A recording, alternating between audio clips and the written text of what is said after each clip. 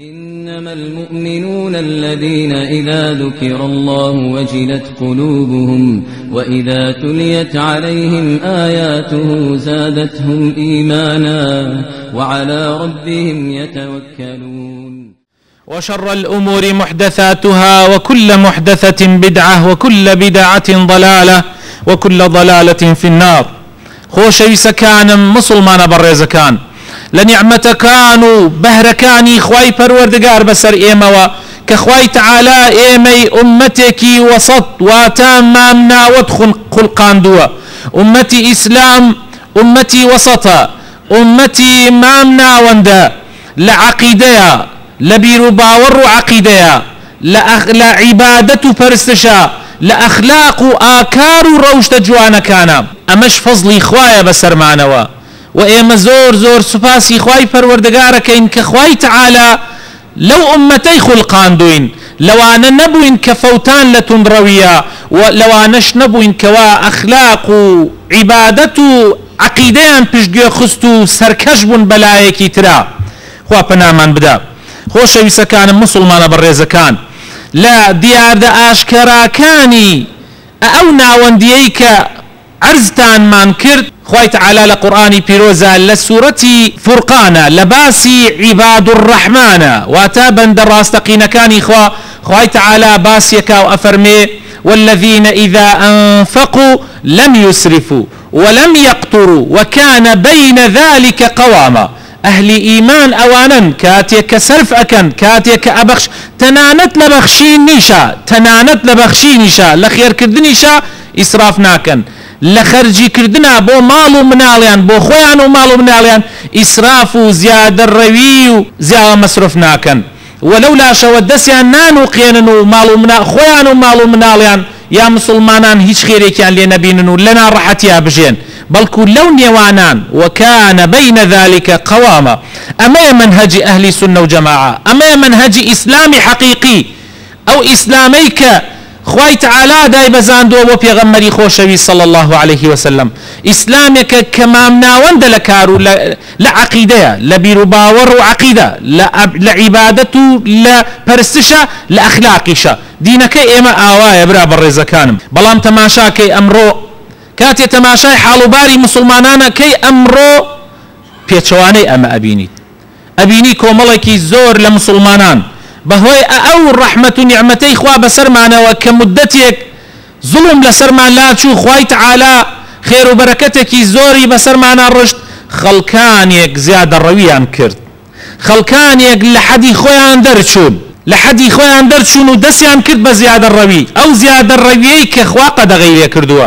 كفي غمري خوشوي اسمان صلى الله عليه وسلم قد غير كردوا خواي تعالى لقرآني بيروزا أفرمي ولا تسرفوا إنه لا يحب المسرفين زيادة الروي مكان خواي تعالى أو كسانيك زيادة الروي أكن للصرف كردني مالو سروة سامانيانا خواي تعالى خوش يعني ناوي براسي وهروها خواي تعالى لقرآن أفرمي ولا تبذر تبذيرا قد تبذير واتا زيادة الروي كردن لمصروفة يعني دزبلاوي خواي تعالى أفرمي ولو أنا مبن إن المبذرين براستي أوانيك تبذيرك وزيادة الرويك وإسراف أكن لما يعني مصروفي زيادة أكن زياد لحد كانوا إخوان الشياطين سبحان الله شي عقوبيك يعني خواي تعالى أفرمي إخواني شياطين واتا براي شيطان خواي كاتب براي شيطان للراسية يكيك لكاركاني شيطان بو إنسان وبو مروفكان النوي آدم عليه السلام أو يفيري تبذيري كردن بويا هر كسي زيادة الروي بكاو تبذير بكاو زيادة سنوري خوي درشي لمصروفة بالراسي براي شيطانا وكان الشيطان لربه كفورا أبي إنسانش آقاي ليبي براي شيطان يعني چي شيطان أو شيطانيك كفري بپروردگاري كرد كوا سرپيچي فرمانكاني خواي كردو ياخيبو هروها خواي تعالى أفرمي القرآن ولا تجعل يدك مغلولة إلى عنقك ولا تبسطها كل البسط فتقعد ملوما محسورا أفرمي ايوي ايمان دار زيادة الروي مكان دس مننا ناقر اخوتان نيلن قطرة برات اخواره ولا اخواردن يعني قطرة لخواردن وخواردن وبچت اخواره اوشتي كي باش نية براسي إنسان زور چروك نبي دست نوقاو نبي لولا شو خوي تعالى أفرمي ولا تبسطها كل البسط أواش ما يكروا بشي ويك حيتي تانا من بملا بولا برشي بلكو آوا مامنا وندبا نندس نوقاوبا وندس كراوي زياد لحدبا بلكو آوابا حتى تنانت لخير كردني شا أجينا دعاي پشيمان أبيتو حسرت أكيشي وپنجي خوتا غازي خوا پنامان بدا في غمري خوا صلى الله عليه وسلم لو حديث صحيح يا أفرمي كلوا واشربوا وتصدقوا وألبسوا من غير سرف ولا مخيلة في غمر أفرمي صلى الله عليه وسلم بخون خواهي تعالى سرزوي بو ايوه داناوا خواردنوي بو ايوه دروس كردو خواردنشي بو ايوه دروس كردو بو بخونو بخونوا لحلال لو رزق حلاليك اخوا بيداون وخيريشي ليبكن وكلوبلي جوانش لبربكن أمانة حلالة بلان ببي زيادة الروي ببي كبر وتكبر بسر مسلمانانا إنساني مسلمان نابي زيادة الروبي نابي لحدي خوي تيبر بك أجينا توشي قناح أبي لحديثي صحيحة بيغمر صلى الله عليه وسلم كاتي دزنوجي يقرد سي أي قرد يعني مثلا دم دسي سي جار أشور دم چاوي سي جار أشور بي سي جار أشور أم سي سنتي بيغمرة صلى الله عليه وسلم جا فرموي أما سنتي من كي لما زياتر يعني كي سيكبكا بچوار فقد أساء وتعدى أو إساءي كردو يعني خرابي كردو لحدي خوي درد شو بيغمري خوا صلى الله عليه وسلم لحديث متفق عليه هاتوا كبيك جول دزنوجي قرتوا وبچوار جول تابين جولش غسلي كردوا يعني أما سنتي بيغمر صلى الله عليه وسلم يعني بمسينه بقازانيك غسلي كردوا وبكمتر لمسينه كيش دزنوجي قرتوا أما سنتي بيغمر صلى الله عليه وسلم زياد لما بروي خرابة تناند لدزنوجة تناند لعبادة كان بويا إمامي بخاري أفرمي خويل الرازي بي الله علماء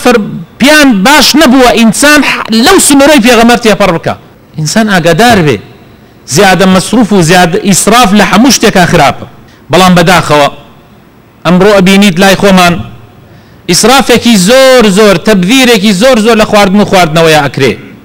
حتى واي في هاتوا كأبيني سفري قورا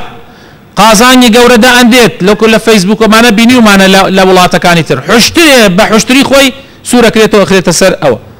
دعاي اوي لي بخري اخري باقي كشي فرا ادري وهروها لاي خوشمان اما باسي ولاتا كاني تر نكين باسي خوشمان بكين او همو برنجك فرا ادري تسر سر زبل كوانا كان او همو فرد اردك دمي نكراوتو فرا ادري يعني أمل الراسية هموي زيادة هموي إسراف وخوابي ناخوشة وبري أو آياتانا أكويك أخوا فرموي وبري حديث كاني في غمر أكوي صلى الله عليه وسلم كقد غي كردو لوا بويا إنساني مسلمان دائما أبيع مراعاتي حتى تناند لما لو خوش كبر ريزكان أبيع أولاد يجد بكن كبشي معلوم نالك يا خوي بك أجر زيادة يكي شكرد بي حساب ميوان يكي كرد لكتب رابي أبيع دعاي أو زيادة كأمينة وهل بجيريت دعاي بخريته اگر دعاي نخوريت گناح باربي رشاندني خواردن براسي زور خطره ابي اما بير كينا ولا ويكوا خلقانك هن لا اما لبير مانشو ولا سر ام زيا امرن خلق روجانا امري لبرسا او قصيك خلق الله كس لبرسانا مردوا او قصه درويه لهندي ولاتك ولاتكش يعني دوله منها بلام ظالمان سيطريان كردو تسر ولاتك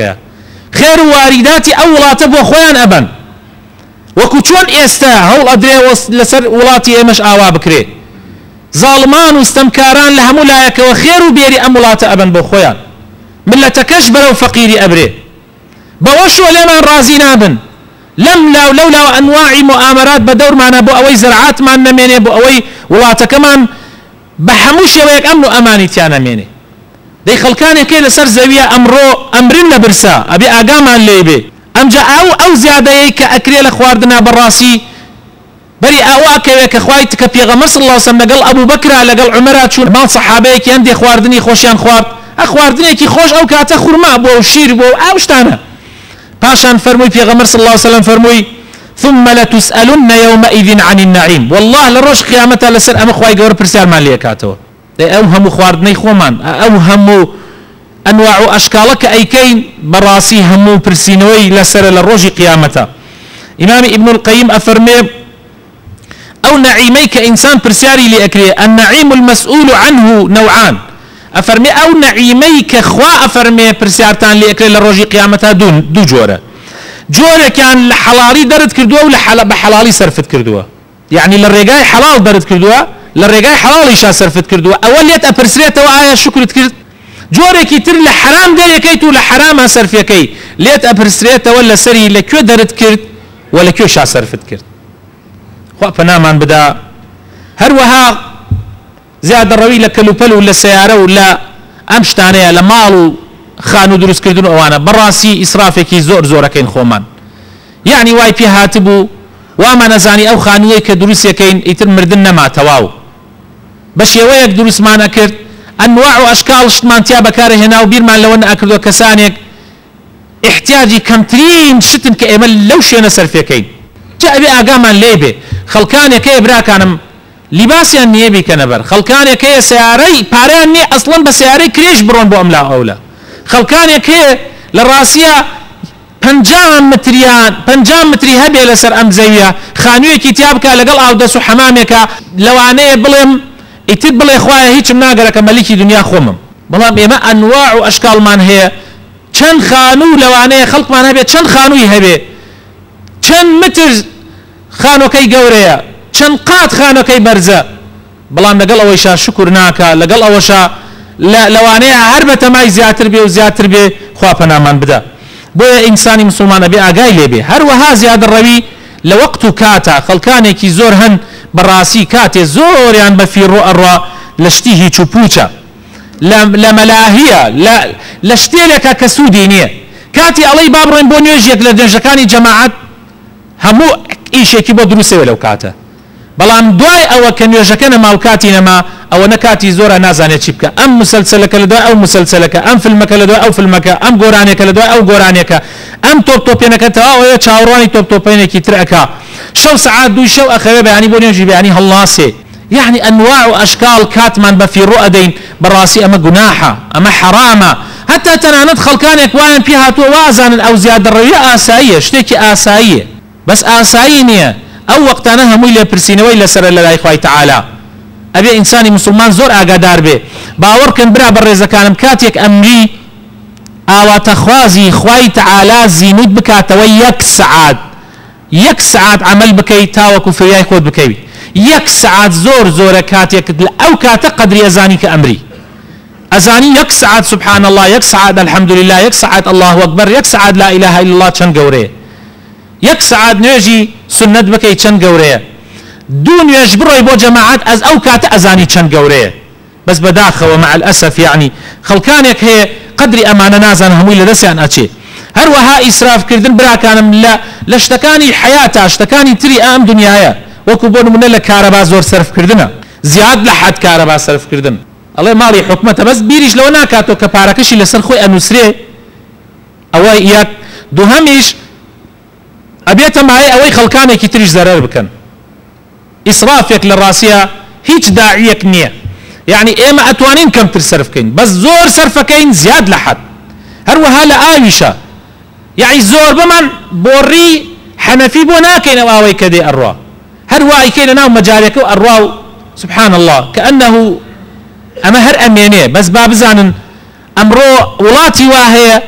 اي لبنزين جرانترا اي لزور شتي تر جرانترا اي اني اي شيرين اني بلا مولاتي اما اي كي زور من هيو اسرافي تياكن خوا بنامان بدا اما هموي جناح وتاوانا اگر ولياي خو ما النبي خوا بنامان بدا برو خرافه امان با يا ربي خوا اصلاح من بكي هدايه من بدي نوري امام خيط الضلكان مانوا توفيق من بدي بو اوي الجيان معنا اقاما لخو من به زي مصروفين كين يا ربي خوايا لو كسان بين كواشيني الربازكي تو اكون براس تقيني يا ربي خوايا لو انا نبي كوا بملا وبولايا اتشن يا رب العالمين خوايا بخاتنا وجوانا كان يخوض اصلاحي حال من بكي بزيد بن خوشكان معنا بيتو بتايبتي او عزيزاني كداوي دعاء خير يعني ليكردوين يا ربي خوايا شفاء بدي يا ربي خوايا رحم بمردو كان من بكي يا ربي خوايا رحم بمال ومنال من بكي صالحيا بكي جنج جوانا كان من صالح بكي يا ربي خوايا بخاتنا وجوانا كان يخد بركت كي الرزق روزي مانوا يا ربي خوايا لو انا بين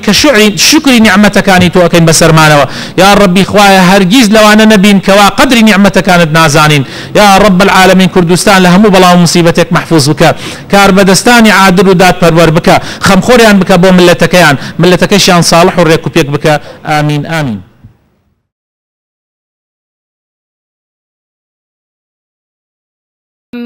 ألم تر كيف ضرب الله مثلا كلمة طيبة كشجرة طيبة أصلها ثابت وفرعها في السماء